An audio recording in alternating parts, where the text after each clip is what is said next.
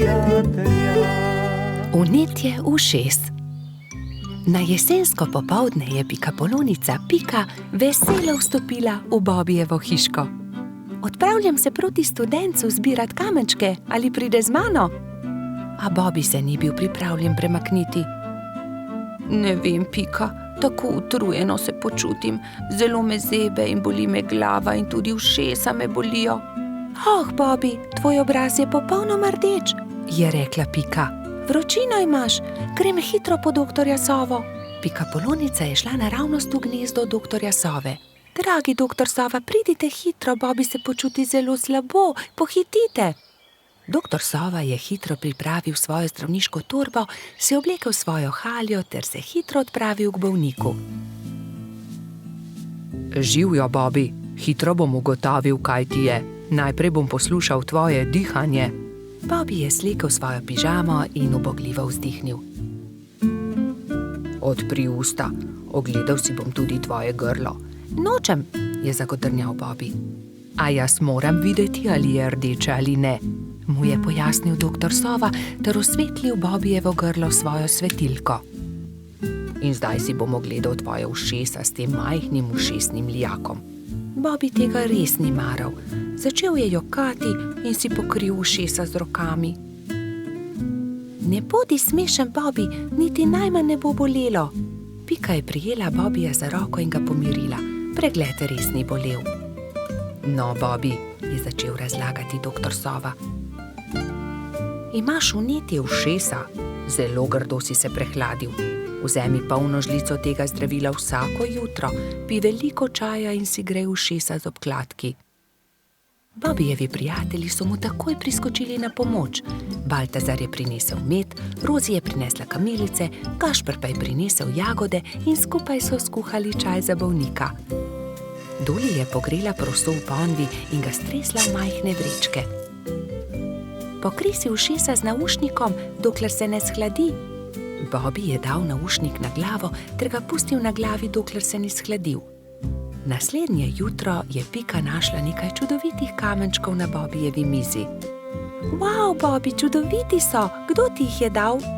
Sam sem jih našel pri studencu, je Bobbi ponosno povedal. Sam si jih našel? Je Pika jezno vprašala. To ni bila najbolj pametna zamisel. Nisi še popolnoma zdrav. Zdaj se ti bo poslabšalo. Žal je imela Pika prav.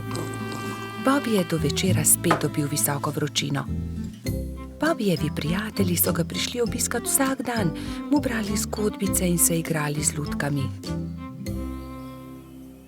A medtem, ko se je Bobbi počutil z vsakim dnem bolje, se je Pika slabše in slabše, nalezla se je bolezni. Tokrat je Bobbi skrbel zanjo. Kuhal je čaj in grel proso za naušnike. Doktor Sova je obiskal tudi Piko.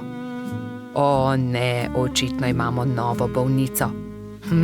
Nalezla si se od Bobbija. Povedal je Piki, kaj mora storiti, da bo ozdravela. Nato pa je spet pregledal Bobbija. Zdaj si povsem zdrav, a za vsak primer te bom še enkrat pregledal. Vse je v redu, popolnoma si okreval, ti mali polž. Minilo je nekaj dni. Pika je pridno jemala zdravila, pila veliko čaja, veliko počivala in kmalu se je počutila bolje. Doktor Sova je spet prišel na obisk in z veseljem opazil, da je bila tudi Pika zdrava. Zdaj gremo lahko končno vsi k studencu zbirat kamenčke. Bobbi je kar skakal od navdušenja. Hura, pojdimo k studencu, so vzkliknile 3 male sovice doktorja Sove. Tudi me bi rade šle. Ne pozabite se toplo obleči, je rekel doktor Sova strogo. Bobbija in Pike ni bilo treba opozoriti. Nista pozabila na šal, kapico in tople čevlje. Lovili so se, dokler se ni stemnilo. Svoja vedra so napolnili z lepimi malimi kamenčki.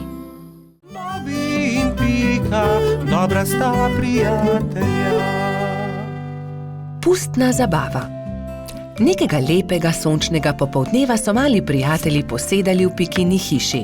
Čas je, da se pripravimo na pustno zabavo, je rekla metuljčica Rozi. Kaj boš ti? Je vprašal Bibi. To je skrivnost, je odgovorila Rozi.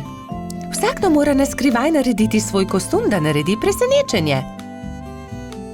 Seveda, hitro domov, začnimo z delom, samo še 3 dni je do zabave, je rekel Baltazar. Bibi se je kmalu odločil, da bo goba. Iz bele rjuhe je sešil plašč, gobin klobuk pa je naredil iz rdeče sklede. Nanjo je narisal veliko belih pik. Pika je delala kostum cveta. Iz zelenega papirja je izrezala liste in te je zašila na zeleno odejo. To je bil plašč. Trod Baltazar in čebelica Dora sta se pripravljala skupaj. Baltazar se je oblekel v hudiča, Dora pa v angelčka. Mehurček, majski hrošček, se je udobno namestil v svoj gugalnik in začel delati levjo grivo iz rjave preje. Zadnji večer je v vseh hiškah dolgo gorela luč. Vsakdo je delal svoj kostum in se pripravljal na jutrišnjo zabavo. Končno je prišel veliki dan. Gozdni stanovalci so določili, da bo zabava v hiši hrošča rogača. Zato so začeli krasiti Gašperjevo hiško s pisanimi papirji, balončki in trakom. Medtem so se pri vrtni hroščici Lili za popoldansko zabavo pripravljale vse boljše in boljše sladice. Pika, Skokica in koleratski hrošč Edi so tudi pomagali Lili. Končno je prišlo popoldne in vsakdo je lahko oblekel svoj kostum. Domačin Gašper se je oblekel v igralno kocko. Vznemirjen je čakal goste. Najprej sta prišla Pika in Bibi v kostumu gobe in cveta. Kmalu je prišel tudi hudič Baltazar, angelček Dora in prispela je tudi Rozi v kostumu raka. Kot kaktus je prišla kobilica Skokica, mehurček kot lev, Edi oblečen kot kuhar, Lili v grozdjem kostumu. Na njeni obleki je viselo veliko vijoličastih balonov. Kresnička se je oblekla v svinčnik, Bolha v meduzo, Polž Žiga v vojaka, Mala mravljica pa kot palačinka.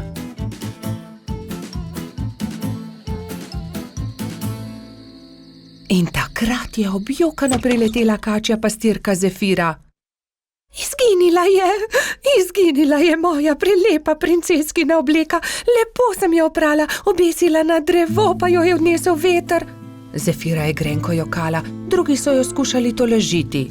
Dal ti bom svojo vojaško kapo, meni je dovolj meč, je predlagal Polž Žiga. Ne, to je za fante. Jaz sem imela krasno princeskino obleko, pa jo je veter odnesel. Že vem, naredili ti bomo nov kostum, je rekla Skokica. Kostum sončka. To pa je bilo Zefiri že bolj všeč. Rumena zavesa bo ravno pravšnja za obleko, je vzkliknila Pika. Sončne žarke pa bomo naredili iz tega rumenega papirja, je rekel Gašper in vzel na traku viseče papirnate okraske. In vsi so lepili, rezali, šivali, ustvarjali in kmalu dokončali lep kostum sončka. Jaz ti bom pa za večer dala mojo malo lučko. Svinčnik tako ne rabi lučke, je nasmejano rekla Kresnička. Hvala lepa, je rekla Zefira in bila tako srečna, da je zardevala od sreče. Mali prebivalci gozda so peli, plesali in vsi so menili, da ima najbolj zanimiv kostum prav Zefira. Saj sonček, ki tudi po noči sije, je zares poseben. Bobi in Pika, dobra sta prijatelja. Zvezdna hiša. Nekega poletnega večera sta Bobi in Pika kartala v pikčasti hiši, ko sta zagledala velik sijajčes hrib. Kaj je bilo to? Je vprašal Bobi. Kot da sem videl padajočo zvezdo. Padajoča zvezda ni mogoče, poglejva bliže, je predlagala Pika. Bobi in Pika sta se z roko v roki odpravila proti svetlobi.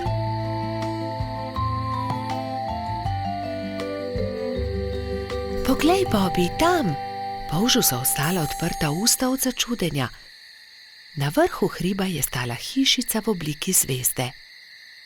Kako je prišla sem ta hiša? Do zdaj ni bila tukaj, je šepnil Bobby. Ostani tukaj, jaz pa grem hitro povedati drugim, je šepnila Pika in že odletela poklicat Baltazarja, Rozi in Gašperja.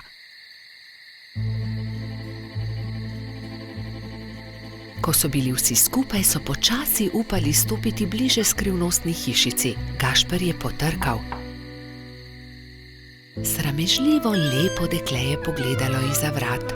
V laseh, ki so ji segali do tav, so se bleščale zvezde, zlata krila so se ji bleščala v temi. Bobby jo je ogovoril. Kako si prišla sem? Kdo si? Vendar dekle ni odgovorilo. Poskusil je tudi Gašper. Naj ti pomagamo? Vendar tudi zdaj ni bilo odgovora. Dekle je le stalo in se ni oglasilo. Dobro, če ne poveš ničesar, potem ne povej, se je kujal Gašper. Pridite, pojdimo domov. Počakajte, se je oglasila Pika. mogoče ne zna govoriti. Ne zna govoriti? So se čudili drugi. Pika je pobrala palico, narisala zvezdo na zemljo in palico smeje pomolila dekletu. Deklica je boječe segla po palici, vendar se je lotila risanja. Harfa? Majhna harfa? Je vprašala Pika in dekle je pokimalo. Si jo izgubila? Je vprašala Rozi in dekle je pokazalo na okno. Je padla skozi okno, se je oglasil Bobby in dekle je znova prikimalo. Ne razumem, je zamrmral Baltazar. Jaz razumem, se je delala pametno Pika. Živi skoraj na nebu, vendar je njena harfa padla skozi okno, zato je prišla dol, da jo poišče. Potem ji pomagajmo, je rekel Baltazar. Ne boj se, poiskali jo bomo, so dejali vsi in se odpravili v gozd iskat inštrument.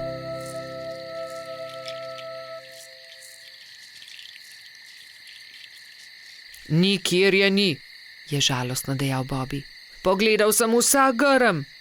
Tudi jaz je ne najdem, čeprav smo pogledali vse povsod, se je jezil tudi Baltazar.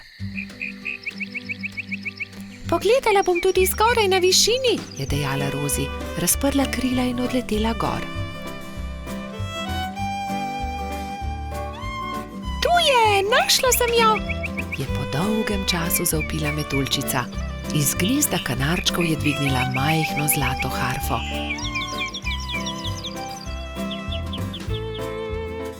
Previdno jo je vrnila zvezdnemu dekletu.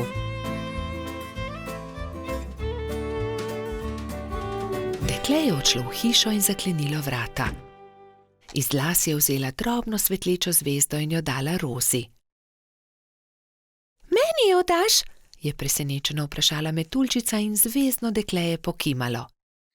Stopila je k oknu in podrgnila harfo. Ob mehki glasbi se je zvezdna hiša počasi začela dvigati. Odletela bo na nebo, se je čudil Bobby. Na koncu je bila že tako majhna, da niso niti vedeli, katera je med velikimi zvezdami. Škoda, da je odšla, je vzdihnil Gašper. Rozi je zelo pazila na zvezdo. Shranila jo je v okrasno škatlo in si jo vpela v lase le ob posebnih dneh. Takrat se je vedno spomnila zvezdne deklice, ki igra na harfo nekje na nebu v svoji zvezdni hišici. Bobby in Pika, dobra sta prijatelja. Gašper drsa. Nekega zimskega dne sta se Bibi in Pika sprehajala ob obali jezera. Voda jezera je že globoko poledenela. Pridi, Pika, zadrsajva malo na ledu, je predlagal mali polž. Pika Polonica se je veselo strinjala. Bibi in Pika sta previdno stopila na led. Se prijela in drsala sem ter tja, zelo sta uživala. Kmalu sta se navadila drsati. Pika je skočila in daleč zdrsnila po ledu. Bibi pa je drsel za njo. Včasih sta padla in se veliko smejala, nato pa vstala in spet nadaljevala. Prišel je Gašper hrošč rogač. Gašper, poskusi tudi ti, pridi z nama drsati, je vabil prijatelja Bibi.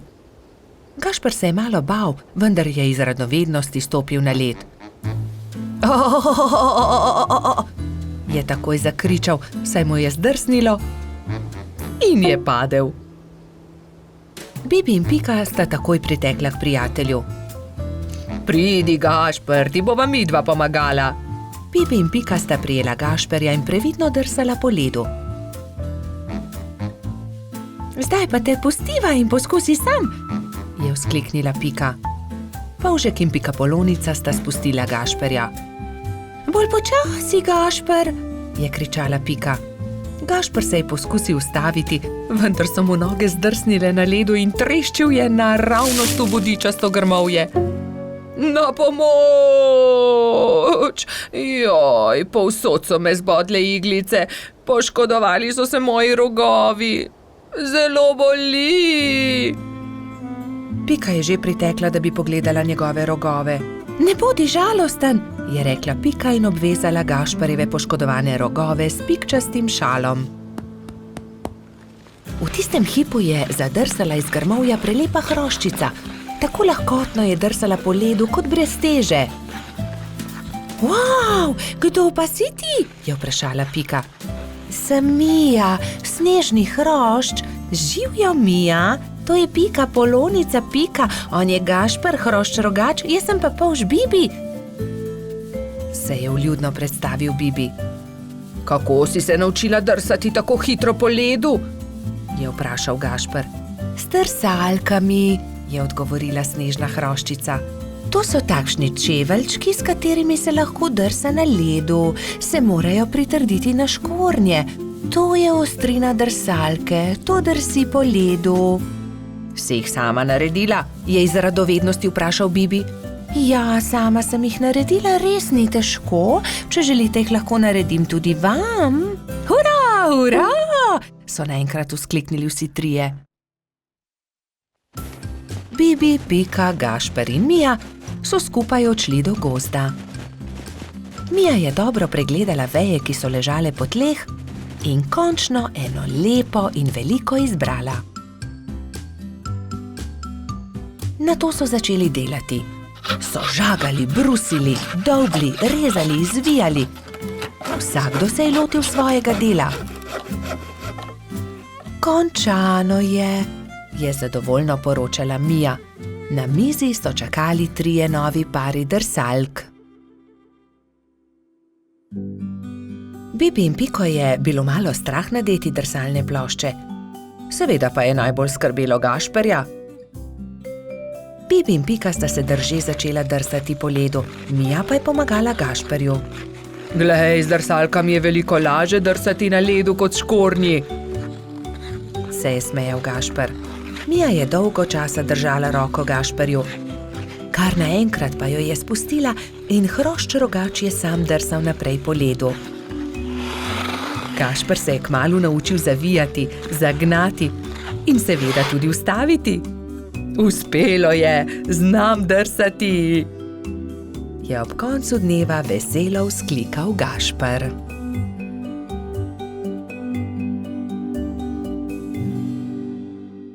Bobi in Pika, dobra sta prijatelja. Pirhi. Prišla je velika noč. Metuljčica Rozi, zlata minica Lili, kobilica Skokica in kačja pastirica Sapica so se zbrali v Pikini hiši, da bi barvali velikonočna jajca. Koliko jajc moramo pobarvati? Je vprašala Lili. Poglejmo, Bobi bo jutri zagotovo prišel škropit. Prišli bodo tudi Baltazar, Gašper in Bajsi, ter seveda Gumbi, Alfonz in polž Darko. Potem moramo pobarvati 7 jajc, lotimo se dela.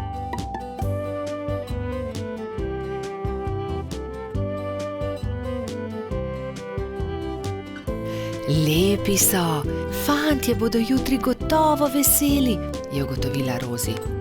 Čas je, da se odpravimo domov, jutri bom zgodaj vstala, spekla bom palačinke, z njimi bom čakala škropivce, je dejala Rozi. Jaz bom spekla pogačo, je rekla Lili. Jaz pa zavitek, je dodala Pika in pospremila dekleta. Naslednje jutro so se vsa dekleta zbudila zgodaj. Rozi je stekla v kuhinjo, si zavezala predpasnik in se lotila mešanja testa za palačinke. Tudi Lili si je privezala predpasnik in takoj začela mesiti pogačo. Pika je vlekla testo za zavitek, Sapica je pripravljala rolado. Tudi Skokica se je zbudila vznemirjena. Fantje ne vstajajo zgodaj. Imam še čas, da spečem jabolčno pito. In dala na mizo veliko košaro jabolk. Ampak joj, košara se je nenadoma prekucnila, jabolka so se skotalila in z mize porinila skledo s pirhi. Vsa jajca so se razbila. Joj, jajca, kaj naj naredim? Kaj bom dala škropivcem? Obupana je tekla k Piki. Pika, vsa jajca so se potrla, vseh 7, pomagaj mi. Ne utegnem, Skokica, pečem pecivo, vendar sta mi ostali 2 nepobarvani jajci. Hitro ju pobarvaj, da bosta gotovi, ko bodo prišli fantje. Lili, jajca so se razbila na koščke, mi lahko pomagaš? Ne morem, pečem pogačo. Vzemi ta 3 bela jajca, imaš še čas, da jih pobarvaš.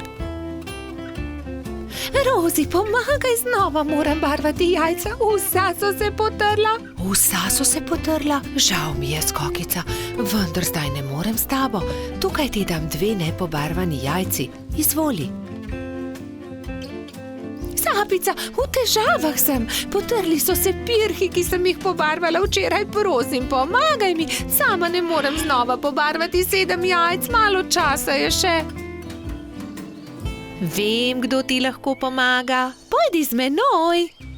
Tekli sta skozi gozd vse do brloga. V naslednjem trenutku se je pojavil zaspani jamski Pajek. Dragi Pajek, moraš nama pomagati, je začela Sapica. Skokičini pirhi so se potrli in zdaj mora pobarvati 7 novih jajc. Ni veliko časa, fantje bodo kmalu prišli škropit, do takrat morajo biti gotovi. Lahko pomagam, je zamrmral Pajek. Hvala, zelo si prijazen, je zahtela Skokica in se poslovila od Sapice. Skokica je vzela najprej čopič in barve ter se lotila dela s Pajkom. Pajek je lahko hkrati barval 3 jajca.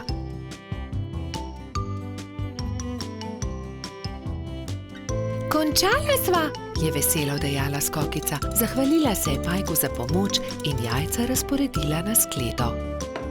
V tistem trenutku so že trkali na vrata. Skokica je odprla in 7 fantov je hkrati začelo škropilsko pesem. To deklico bom zalil in se za lepa jajca zahvalil. Vseh 7 je poškropilo Skokico. Kobilica je ponosno pomolila skledo proti njim, fantje pa so se izbrali po en pisan pirh.